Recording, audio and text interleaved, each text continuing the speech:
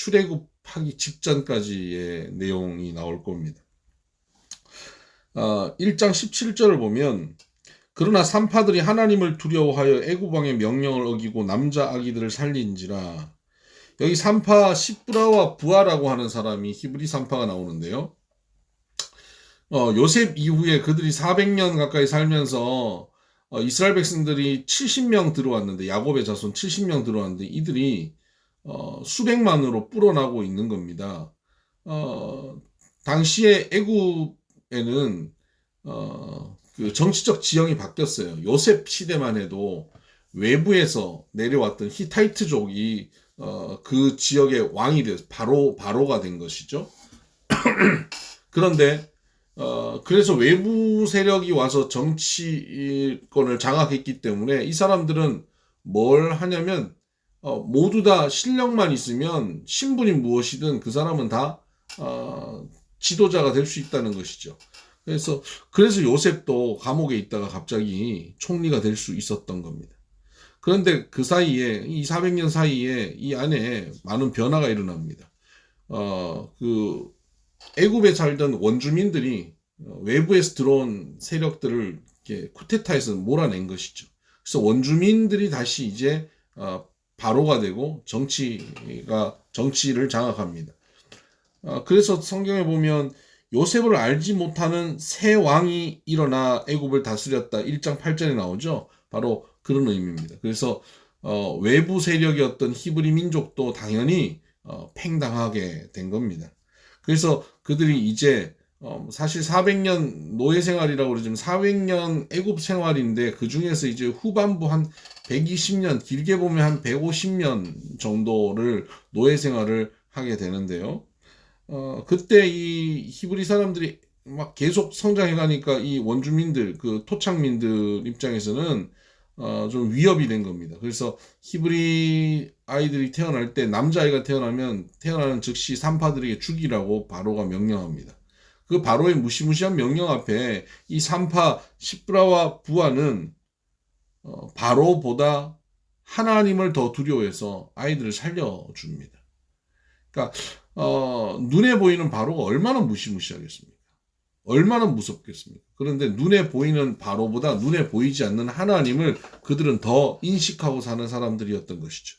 그래서 하나님께서 그 집안을 흥왕하게 하셨다라고 말씀하시는 내용이 나오고요. 2장에 가면 이제 아들이 태어나면 나일강에 던져버리게 룰을 바꿉니다.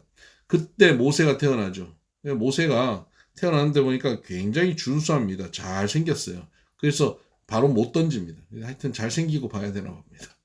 그래서 바로 못 던지고 석 달 동안 숨겨놨는데 이제는 죽여야 되는 상황이 된 거죠. 근데 어머니가 그걸 못하는 겁니다. 그래서 3절에 보면 2장 3절 더 숨길 수 없게 되며 그를 위하여 갈대 상자를 가져다가 역청과 나무진을 치라고 아기를 거기 담아 나일 강가 갈대 사이에 두고. 자녀를 키우다가 우리가 할 수 없는 그 영역에 도달할 때가 옵니다. 내가 뭐 더 이상 도울 수 없고 어쩔 수 없이 이제 내 품에서 떠나보내야 될 때가 와요. 사실 부모님들 이거 잘 하셔야 돼요. 자녀를 내려놔야 된다 하잖아요. 언제까지 다 챙기겠습니다. 자녀를 내려놓을 때 우리가 할 수 있는 것은요, 부모가 할 수 있는 것 아무것도 없어요. 갈대 상자에 역청과 나무진 바르는 것밖에 없습니다. 우리가 자녀의 미래를 다 만들어줄 수 있을 것 같습니까? 아무것도 못해요. 우리가 할 수 있는, 부모가 할 수 있는 건 갈대 상자와 역청과 진 바르는 거예요. 그 정도 하는 것입니다. 그러면 거기 가장 중요한 건 뭘까요? 기도입니다. 하나님께 이 아이를 온전히 맡기는 거예요.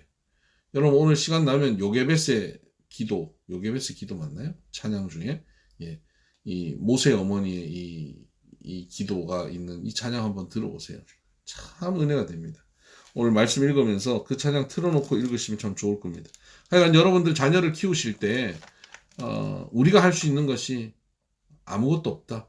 갈대상자 만드는 것, 역처가 진 바르는 것밖에 없다라고 하시고 내려놓으시기 바랍니다. 요게베스 노래군요. 요게베스 노래를 들어보시기 바랍니다. 그리고 나서 오늘 제가 묵상 포인트로 좀 생각하는 것은 2장 23절입니다.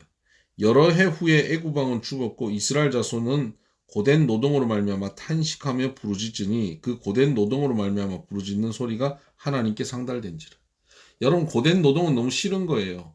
근데 고된 노동이 없었으면 이스라엘 백성들이 부르짖지 않아요.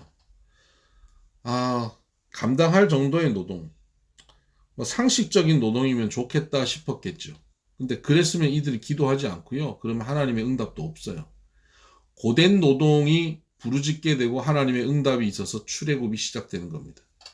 여러분, 오늘 우리 삶 가운데 고된 노동 같은 삶이 있을 수 있습니다. 좀 평범하고 좀 쉬운 삶이면 좋은데 왜 이렇게 힘든가 싶어서 끙끙 앓고 탄식이 나올 때가 있지요. 그것이 저주가 아니에요. 그 탄식이 나오고 하나님 앞에 우리가 그 탄식으로 인해서 하나님 앞에 우리가 더 나가게 되는 것이고 그때 하나님의 응답이 우리에게 나타나게 되는 것입니다. 그래서 여러분, 고된 노동 앞에 너무 절망만 하시지 마시고 이것이 오히려 하나님의 응답이 가까운 때구나 라고 생각하시기 바랍니다. 꼭 노동만을 얘기하는 게 아니다는 거 아시죠? 고난, 어려움 다 마찬가지입니다. 3장에 가면 불타는 떨기나무 앞에서 모세가 하나님을 만나고 하나님의 부르심을 받는 장면이 나오는데요. 여기서 하나님께서 내가 너를 보내겠다라고 말씀하시거든요. 3장 10절, 이제 내가 너를 바로에게 보내어 내 백성을 인도하게 하겠다 그럽니다. 11절 보면 모세가 하나님께 이르되 내가 누구이기에 바로에게 가며 이렇게 얘기합니다. 여러분, 하나님은 모세에게 뭘 얘기하시냐면 하나님이 내가 너를 보내겠다고 말씀하십니다. 근데 모세는 뭐라 그러면 내가 누구이기에 그 일을 하겠습니까? 라고 말합니다. 주어가 달라요. 하나님의 주어는 하나님이에요. 모세의 주어는 모세 자신이에요. 하나님은 이 출애굽의 일에 있어서 주어가 누구냐면 누가 이 일을 하냐면 하나님이 하시는 일이에요. 근데 모세는 내가 하는 걸로 초점을 맞추고 있습니다. 그러니까 힘든 거예요. 여러분, 내가 하려고 하면요 힘들어요. 하나님께서 우리에게 하나님이 하신다고 말씀하셔요. 여러분의 사업도, 여러분의 직장도, 여러분 자녀 양육도, 여러분의 가정도 주어가 누구냐면 하나님이세요. 하나님이 하시는 겁니다. 아멘? 네, 하나님이 하시는 거예요. 근데 내가 이걸 어떻게 합니까? 나는 못합니다. 지금 내 상황이 이래요. 내가 가진 게 이래요. 내 능력이 이래요. 내가 해도 안 돼요. 그러면 절망해요.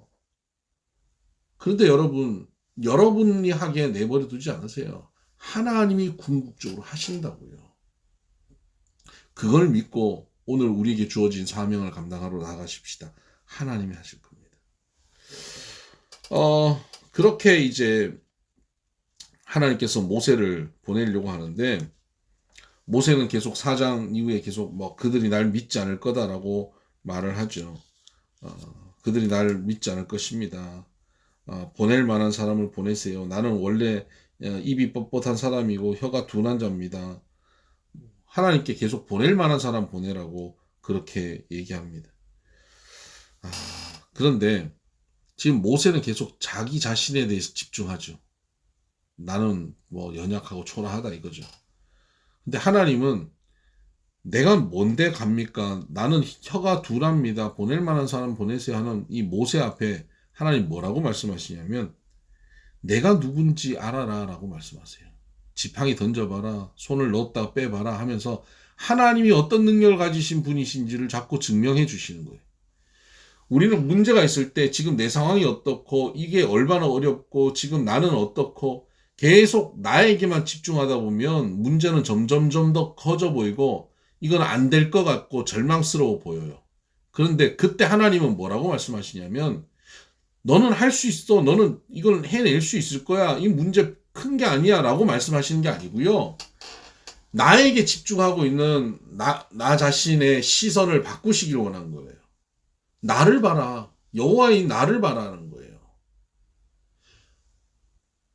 지금 문제를 바라보고 나를 바라보면 절망하는데 하나님을 알면 알수록 그 절망이 사라져 버리는 겁니다. 두려움이 사라지고 자신만만함이 생기게 되는 것입니다. 13절을 보면 모세가 이르되 오 주여 보낼 만한 자를 보내소서. 참 답답하죠. 이렇게 하나님이 설득하는데도 결국 이렇게 얘기하니까 참 답답하죠. 그때 하나님께서 노를 바라시면서 말씀하십니다. 그리고 네 형 아론이 있다라고 말씀하시죠.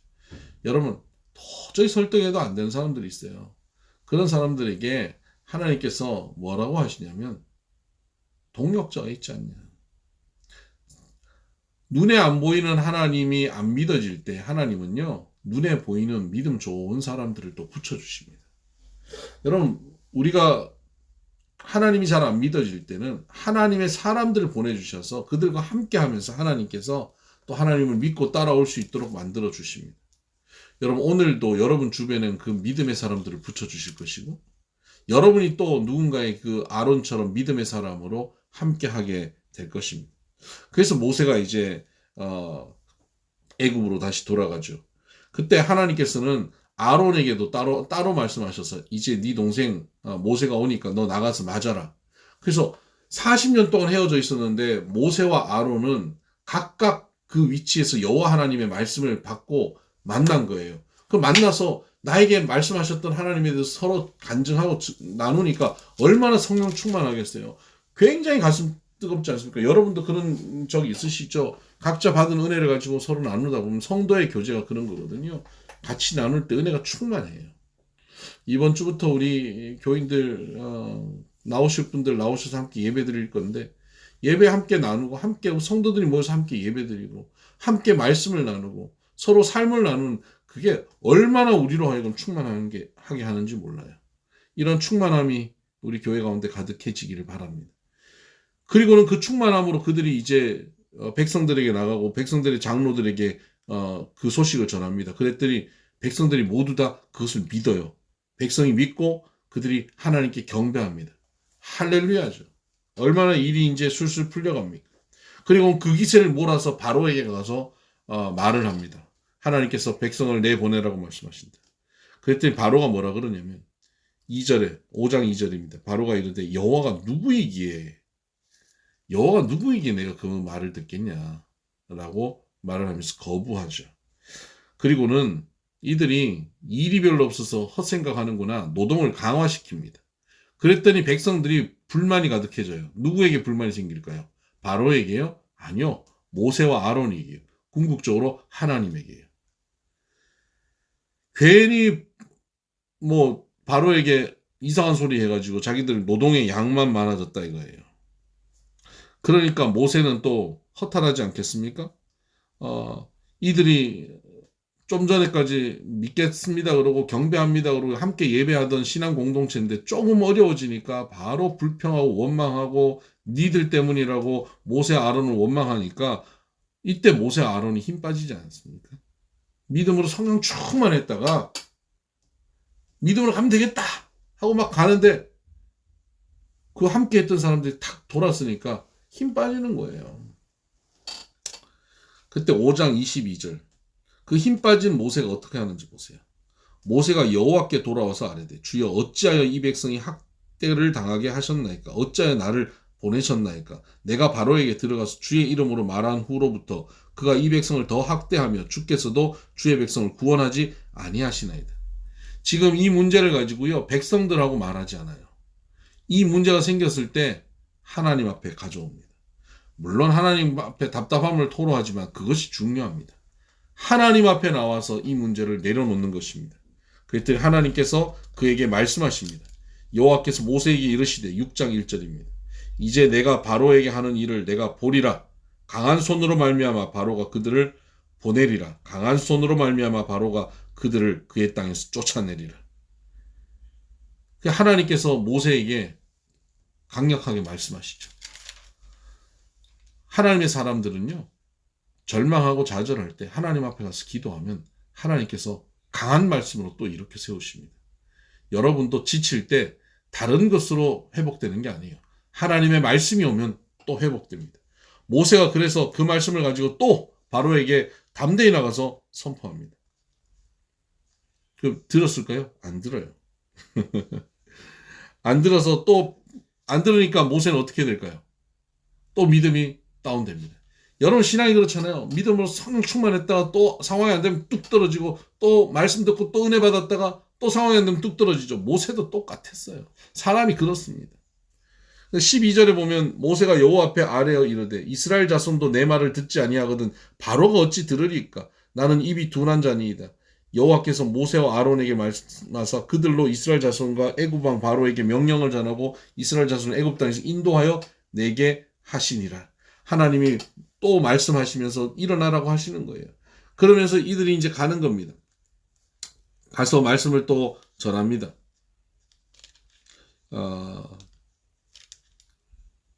네. 6장부터 7장까지 계속 7장 1절에 초반에도 하나님께서 그 말씀을 주시면서 회복시키는 말씀이고요. 그리고는 이제 바로에게 가서 7장 8절부터 바로에게 가서 말씀을 전합니다. 지팡이로 뱀을 만드는 모습을 보이면서 하지만 듣지 않아요. 그러면서 이제 첫 번째 재앙이 시작되는 겁니다. 14장부터 재앙이 시작됩니다. 나일강이 피로 변하는 거예요. 10가지 재앙 여러분 아십니까? 피계 이파가 매종 우흑장. 피계 이파가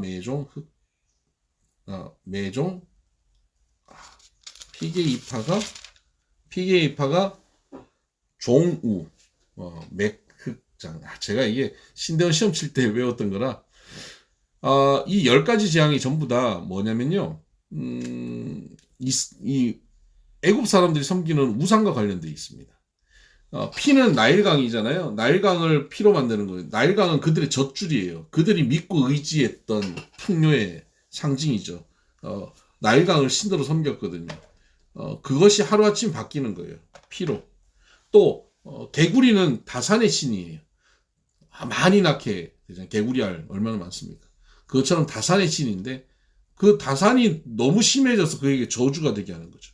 그러니까 이 바로가 여호와의 말씀을 처음 들었을 때 뭐라고 하냐면 여호와가 누구냐라고 말을 하잖아요. 근데 여호와께서 10가지 재앙을 통해서 바로와 바로의 백성들에게 내가 누구인지를 분명히 보여주고 있습니다. 니들이 믿는 그 신들을 완전히 차원 다르게 위에 있는 참신이다 하는 것을 보여주시는 것이죠. 그 신을 완전히 밟아버리는 겁니다. 그래서 이는 그 땅에 있는 티끌로 이를 만들거든요. 땅의 신입니다. 땅에서 풍요를 주는 신. 네, 그 신을 짓밟아 버리죠. 팔이 바알세붑 신입니다. 이들이 바알세붑을 섬겼거든요. 파리 모양의 이런 신을 섬겼습니다. 또 가축이 질병에 걸려 넘어집니다. 이들이 황소를 섬기잖아요. 황소의 신을 섬기는데 그것이 얼마나 쉽게 넘어지는 줄을 보여주는 것이지. 또 종기가 생깁니다. 질병의 신, 치유의 신인데요. 보통 그 당시에 그 마법사, 요술사, 뭐 이런 여기 성경에는 요술사들로 나오는데 이들이 그 질병의 그 치유를 위해서 늘 기도하고 하는 사람들인데 이 종기 때 요술사들도 종기에 걸렸다 이런 말씀이 나옵니다. 그러니까 그 질병의 신도 내 아래 완전 짓밟혀 버린다 하는 말씀을 하시는 거죠. 그리고 우박입니다. 우박, 창공의 신, 하늘을 지배하고 비를 내리는 신. 이 신도 너희들에게 축복을 줄 수 없다라고 말하시죠. 그리고 메뚜기, 곡물의 신도 짓밟아 버리는 겁니다. 그리고 흑암이 오면서 그들이 섬겼던 태양의 신도 짓밟아 버리고요. 그리고 나중에 장자를 다 죽이면서 그들이 믿었던 생명의 신도 짓밟아 버리는 겁니다. 그러면서 내가 참신이라는 것을 하나님께서 선언하고 알려주고 있습니다. 여러분, 우리가 의지하고 신뢰하는 게 뭡니까? 내 건강입니까? 내 물질입니까? 내 능력입니까? 그것 믿고 내가 교만하게 살아가면 하나님께서 그것을 다 짓밟아 버리십니다. 그것이 아무것도 아니다. 오직 나만이 의지할 자라는 걸 보여주시는 것이죠. 여러분, 재앙으로 인해서 하나님을 인정하는 사람이 되기 전에 하나님 말씀하실 때 하나님이 이 모든 것의 주인이십니다. 나는 하나님만 의지합니다. 라고 고백하며 나갈 수 있는 우리가 되기를 바라고요. 10장 2절에 보면 애굽에서 행한 일들 곧 내가 그들 가운데 행한 표징을 내 아들과 내 자손의 귀에 전하기 위함이라. 이 10가지 재앙은 또 이스라엘 백성들에게는 후손들에게 이 재앙들을 통하여서 하나님의 하나님 되심을 보여주는 사건이 되는 거죠. 근데 이 본문을 읽어가면서 여러분도 오늘 되게 좀 헷갈리는 이건 무슨 의미지라고 하는 부분이 있을 텐데요. 11장 10절에 보면 뭐 앞에도 계속 반복해 나오는 것이지만 11장 10절 하반절에 보면 여호와께서 바로의 마음을 완악하게 하셨으므로 그가 이스라엘 자손을 그 나라에서 보내지 아니하였더라. 결국 하나님께서 바로의 마음을 완악하게 하셨네요. 뭐 바로의 잘못이 아니네요. 그래서 뭐 이거 하나님 말씀 안 들은 거잖아요. 아니요, 그런 게 아니고요. 하나님께서 특별히 더 완악하게 하신 게 아니에요. 하나님은 완악한 바로의 마음을 그냥 그대로 내버려 두신 거예요. 그 내버려 두신 것이 완악하게 하셨다라고 표현되는 겁니다. 로마서에 보면 인간의 죄에 대해서 하나님 어떻게 하십니까? 하나님을 상실한 마음대로 그대로 내버려 두시고 그들의 욕심대로 내버려 두시고 내버려 두시니까 온갖 죄를 우리가 짓게 돼 버리는 것 아닙니까? 그러니까 하나님 없는 대로 내버려 두시면, 하나님이 개입하지 않고 내버려 두시면 완악한 대로 그대로 가는 겁니다. 오늘도 우리의 마음을 하나님께서 그대로 내버려 두시면요, 우리는 온갖 죄에 노출돼 버립니다. 그 고집스러운 죄악의 자리에 우리가 가게 됩니다. 하나님께서 우리를 그대로 내버려 두지 않으시고 하나님이 우리의 마음을 붙잡아 주시기를 간구하시기 바랍니다. 하나님, 우리의 마음이 깨끗하고 거룩하고 하나님 말씀을 잘 들을 수 있는 옥토 같은 마음이 되게 해주세요 하고 겸손한 마음 되게 해달라고 하나님 앞에 간구하시기를 바랍니다. 내 마음에 고집스럽고 교만하고 완악한 마음이 있다면 하나님 제하여 달라고 기도하시길 바랍니다. 가족 중에, 자녀들 중에 혹시 그런 마음이 있다면 막 꾸짖고 이래서 되는 게 아니고요, 기도하면서 하나님의 은혜가 임해야 그 마음이 바뀝니다. 그렇게 기도하며 가시기를 주의 이름으로 축복합니다.